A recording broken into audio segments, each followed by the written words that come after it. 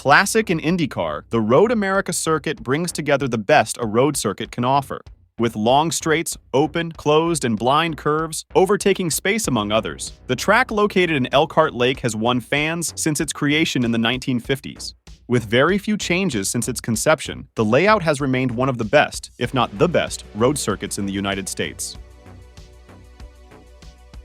The Road America circuit originates from the same problem that drove other American tracks in the 1940s. Motorsport was growing year by year in the country after the Second World War, but there were few circuits where races could be held. In general, races were being held on street circuits or improvised locations like beaches with minimal infrastructure. A group of enthusiasts from the Chicago and Milwaukee regions began searching for definitive locations where the sport could be contested, and Jim Kimberly, a member of the SCCA, suggested the area around the village of Elkhart Lake. Enthused by the idea, the group conducted flights to assess the area, and the roads around Lake Elkhart caught their attention. After aerial assessment, the group met with the local population to present the project. Located between the cities of Milwaukee and Green Bay, the village's economy was weak due to the closure of a factory. With this problem in mind, local leaders approved the project for a street circuit, imagining it could revive the region. The road works were quickly carried out, and on July 23, 1950, the first events were held. The initial layout was completely different from the current one. Located north of the lake, the track connected highways X, P, and J, forming a triangular circuit with a length of 3.35 miles.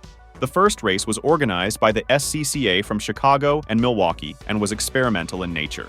Featuring names like John Fitch, Briggs Cunningham, Phil Hill, and Carol Shelby, the race was won by Jim Kimberly aboard a Ferrari 166M. With a public of around 5,000 spectators, the event was considered a success, and new races were held, all attracting good crowds. In the following year, 1951, organizers decided to expand the layout to 8.5 miles. To achieve this goal, a new path heading south through the village was traced, incorporating highways AJ, A, and Gottfried Street, as well as utilizing other parts of highways P and J.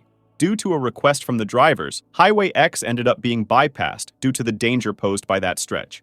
With this change, the second layout of the track had a length of 5.3 miles. Much like the first layout, the second one was well received by both drivers and the public, with a significant turnout to witness the races. During the years 1951 to 1952, the races attracted up to 50,000 spectators, who often had to watch the action standing due to the danger of a runaway car advancing into the crowd. Not far away in Watkins Glen, a child died after an accident in a similar setup to Elkhart Lakes. The absurd situation was noticed rather quickly, and laws prohibiting races on public roads were soon enacted and passed, condemning the track. Before the ban, plans for a closed and definitive circuit were already under consideration. It would be located north of the village, but the plan was ultimately canceled due to difficulty in acquiring the land. When all seemed lost, civil engineer Cliff Tufted decided to intervene. As president of the Elkhart Sand and Gravel Company, Cliff's main product was ballast for roads and railways, but the business was not doing well. His biggest asset was the land he owned south of Lake Elkhart, near the area where the races were held. The refusal to sell the northern lands gave the engineer the opportunity to participate in the initiative by providing his land for the construction of the new circuit. Excited about the possibility, Tufte began gathering support and invited representatives from the SCCA to visit the site. They liked what they saw so much that they decided to plan a race on the site as soon as the new track was built. By the end of 1954, Road America Inc. was founded, and all shares were sold, helping to finance the project. Another part of the money came from SCCA members from Chicago, totaling $170,000 for the works. Still in the winter of '55, Tufte walked the land and drew the layout himself. Construction began in April, and within 5 months, the track was ready. With a length of 4,047 miles, the layout of the definitive track is identical to the current one, bearing a striking resemblance to other circuits worldwide, especially European ones. Throughout its use, the major changes to the track were limited to new paddocks and safety measures, as well as infrastructure for the public.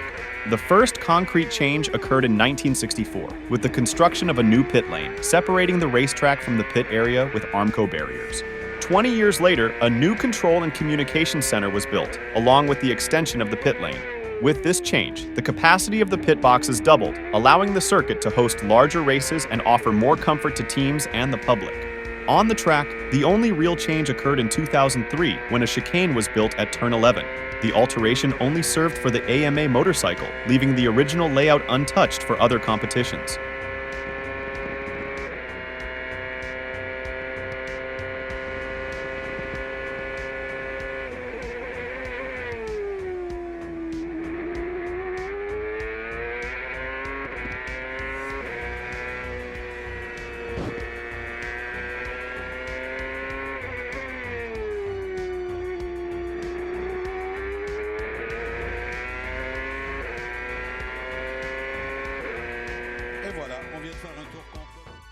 In addition to the chicane, gravel traps and runoff areas were expanded in the following years, especially at Turn 1, and a bridge was removed. Located at Turn 13, the Bill Mitchell Bridge posed a danger as it limited the runoff area for runaway cars. It was precisely in this area that Jerry Titus lost his life in 1970 when he lost control and hit the wall. In 2001, Memo Gidley crashed in the same place, escaping the accident with a broken arm. In place of the bridge, the administration built a tunnel to connect the outer and inner parts of the circuit. Over time, one characteristic remained untouched. The hills around the track were maintained as a sort of natural grandstand for spectators, who often settle on the grass and set up small camps to watch the races. This characteristic helps alleviate the chronic problem of lack of nearby hotels to accommodate the public. The track itself is an attraction. Beloved by drivers, Road America is demanding on cars, and breakdowns are not uncommon on the track. With ups, downs, fast and slow curves, blind turns, and long straights, the circuit offers all kinds of features and challenges for drivers. Nowadays, the track holds FIA Grade 2 and hosts over 400 events every year, especially for Indycar, IMSA, and AMA Superbike. Just a few years after its inauguration in 1956, NASCAR held a race with Tim Flock as the winner.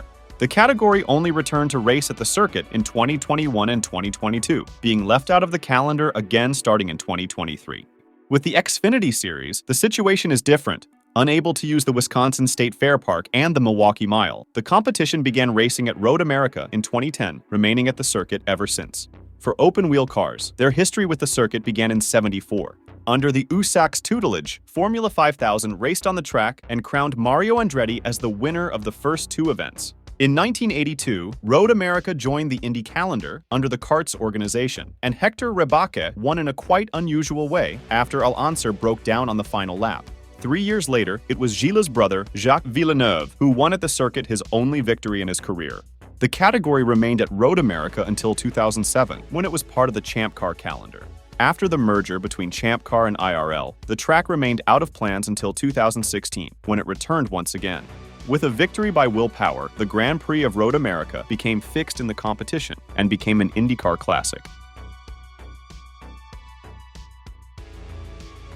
If you enjoyed the video and want more information about Formula 1, IndyCar, and others, subscribe to the channel. Questions, suggestions, or tips are always welcome. Leave them in the comments below. Until next time.